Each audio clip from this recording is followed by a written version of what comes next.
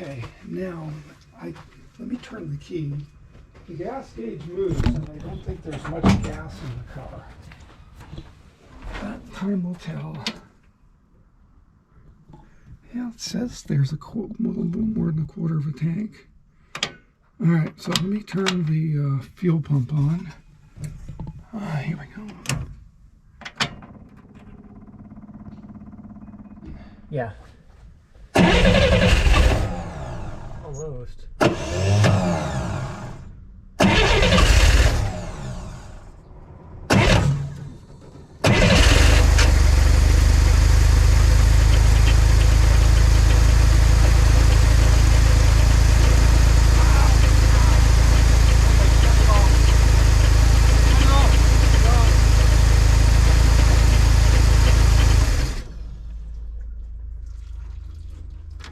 How much came out? A ton. All right. Now we're probably delayed an hour.